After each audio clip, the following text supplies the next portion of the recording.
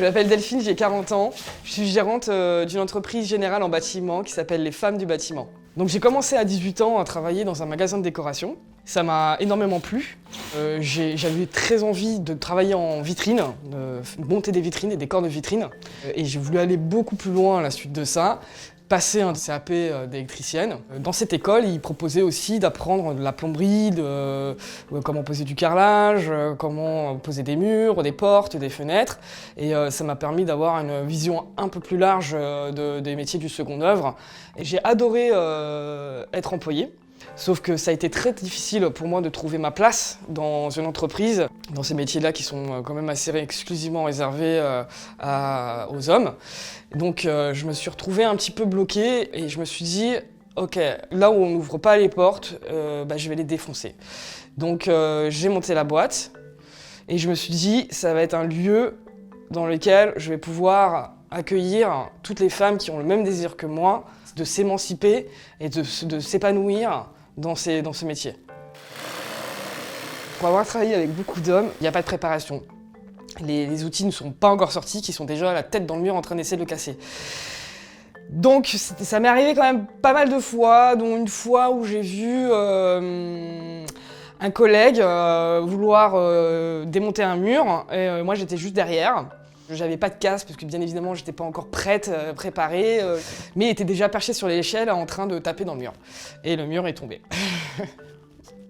Et là je me suis dit, ok. Va falloir mettre en place beaucoup de choses.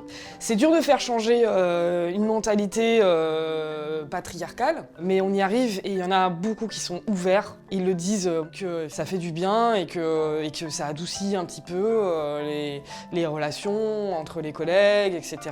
Donc moi j'y crois et j'ai vraiment envie que cette inclusivité elle fasse sens et qu'aujourd'hui on puisse enfin travailler comme on voit aujourd'hui dans les magasins de bricolage où on a 50% des hommes et 50% des femmes et ça se passe très bien. Les métiers du bâtiment, c'est des métiers qui sont durables, on en aura toujours besoin, ils seront jamais remplacés par une intelligence artificielle, on aura toujours besoin de la main des hommes et des femmes. Il y a beaucoup de travail, on n'en est qu'au début, on a beaucoup de chemin à faire.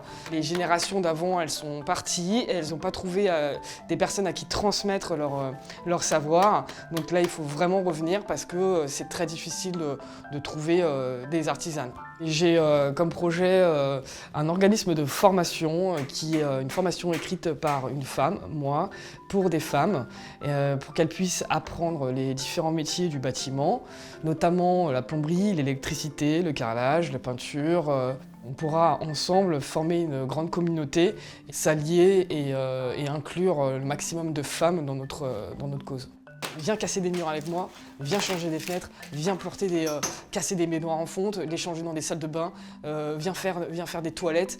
Et c'est tout à fait possible. Et en plus, tu vas bien gagner ta vie et tu vas pouvoir être libre et tu vas pouvoir être indépendante.